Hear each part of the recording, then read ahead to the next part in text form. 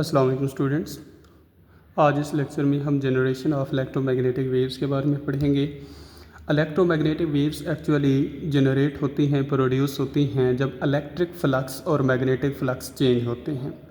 जब कोई charge rest की हालत में होता है या कांस्टेंट वेलोसिटी के साथ मूव कर रहा होता है तो उसका एक्सेलरेशन चूँकि ज़ीरो होता है तो एक्सेलरेट नहीं कर रहा होता, इस वजह से उसका इलेक्ट्रिक फ्लक्स और मैग्नेटिक फ्लक्स चेंज नहीं हो रहे होते, तो इलेक्ट्रोमैग्नेटिक वेव्स भी जनरेट नहीं होती। तो ये एमसीक्यूज़ में आपसे पूछ सकता है कि क्या कोई चार्ज रेस्ट पर है या यूनिफॉर्म या कांस्टेंट वेलोसिटी के साथ मूव कर रहा है तो क्या उससे इलेक्ट्रोमैग्नेटिक वेव जनरेट होंगी, तो आपका आंसर नो में होना चाहिए। शॉर्ट क्वेश्चन में भी पूछ सकता है, एमसीक्यूज़ में भी पूछ सकता है आपसे। अब इलेक्ट्रोमैग्नेटिक वेव्स फिर जनरेट कब होंगी? जब रेस्ट में है, चार्ज भी नहीं प्रोड्यूस हो रही, अगर कांस्टेंट वेलोसिटी से मूव कर रहा है तो फिर भी नहीं हो रही। तो एक ऑप्शन हमारे पास बचता है कि जब चार्ज एक्सेलरेट करे। एक्सेलरेट का मतलब होता है कि उसकी वेलोसिटी चेंज हो रही हो। जब वेलोसिटी चेंज होगी, एक्सेलरेशन एग्जिस्ट करेगा तो इलेक्ट्रोमैग्नेटिक वेव्स जनरेट होंगे। अब इलेक्ट्रोमैग्नेटिक वेव जनरेट हुई हैं चार्ज के एक्सेलरेट करने से। अब ये आपके पास इलेक्ट्रोमैग्नेटिक वेव्स ट्रांसमिट कैसे होती हैं, कैसे हम प्रोड्यूस करते हैं इलेक्ट्रोमैग्नेटिक वेव्स को और आगे सेंड करते हैं, मतलब ये इलेक्ट्रोमैग्नेटिक वेव्स स्पेस के अंदर ट्रैवल कैसे करती हैं।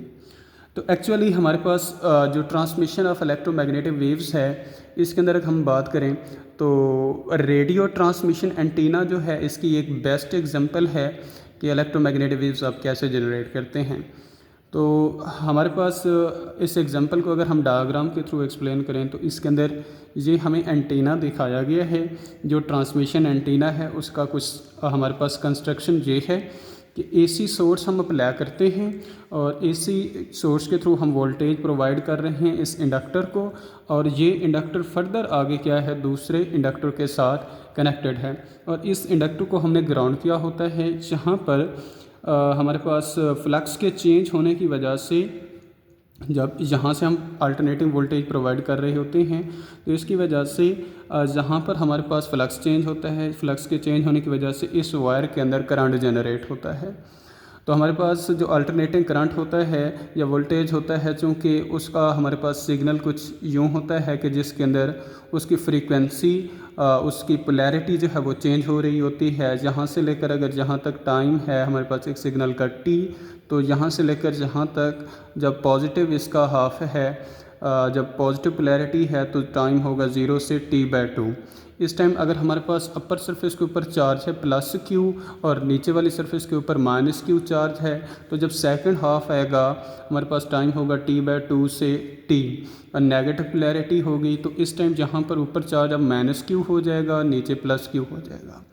तो ये हमारे पास रेगुलर जो चार्ज जो है रिवर्स हो रहा है एंटीना के अंदर, तो ये एंटीना के अंदर हमारे पास इलेक्ट्रिक फ्लक्स जो है उसकी वैल्यू चेंज कर देता है फ्रीक्वेंसी की वैल्यू चेंज होने से। तो फ्रीक्वेंसी की पोलैरिटी चेंज हो रही है, फ्रीक्वेंसी चेंज हो रही है, तो इसकी वजह से इलेक्ट्रिक फ्लक्स भी चेंज होता है।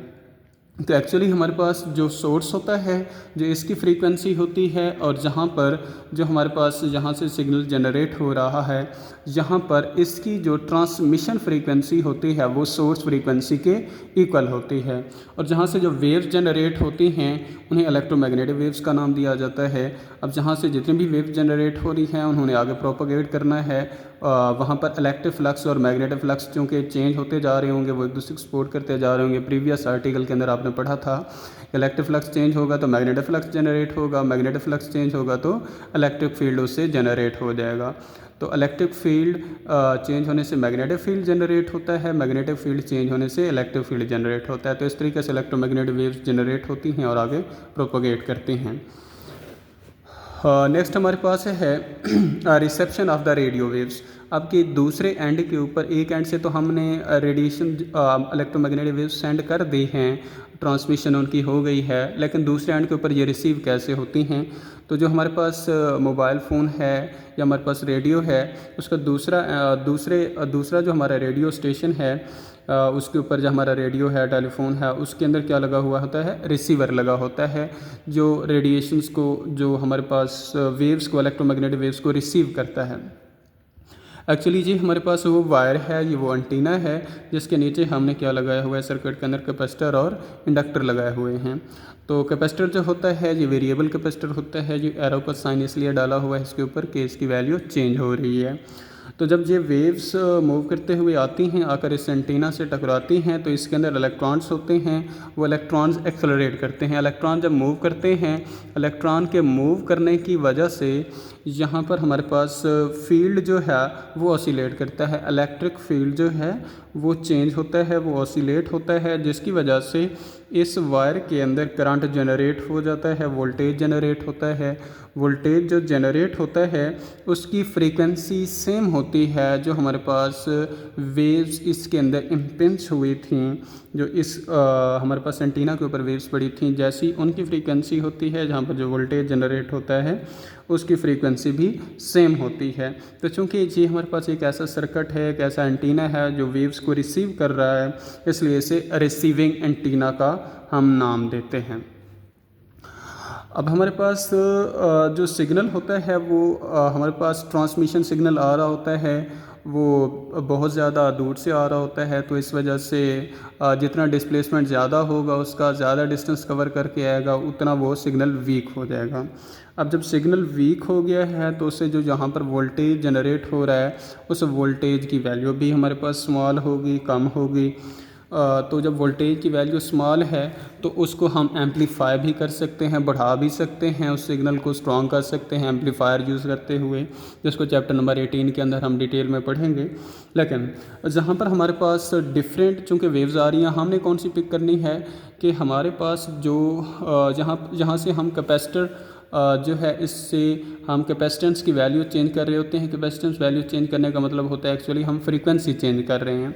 जब फ्रीक्वेंसी चेंज करते हैं तो हम जो सूटेबल हमारे पास जो एक ट्रांसमिशन एंटीना होता है, वो जो फ्रीक्वेंसी सेंड कर रहा होता है, जो सिग्नल जिस फ्रीक्वेंसी का सेंड कर रहा होता है, तो हम कैपेसिटर को यहाँ पर चेंज करते हुए, कैपेसिटेंस की वैल्यू सी को चेंज करते हुए हम वही एक डिज़ायर्ड फ्रीक्वेंसी जो हमें ज़रूरत होती है उसी को हम सिलेक्ट करते हैं कैपेसिटर के थ्रू, जो कि वेरिएबल है। तो जहाँ से हमने जो भी स्टेशन ट्यून करना होता है वो कर लेते हैं। जब रेडियो स्टेशन के ऊपर अपने रेडियो के ऊपर हम फ्रीक्वेंसी की वैल्यू चैनल चेंज कर रहे होते हैं, तो रेडियो के ऊपर चैनल चेंज करने का मतलब ये होता है कि हम फ्रीक्वेंसी चेंज कर रहे हैं। एक्चुअली वहाँ पर कैपेसिटर लगा होता है और इंडक्टर, जो हमारे पास हमारा रेडियो है या सेल फ़ोन है उसके अंदर जो रिसीवर लगा हुआ है, रिसीवर्स के अंदर इंडक्टर और कैपेसिटर लगे हुए हैं। एक्चुअली हम सी की वैल्यू चेंज कर रहे होते हैं, कैपेसिटेंस की मतलब फ्रीक्वेंसी की वैल्यू चेंज कर रहे होते हैं।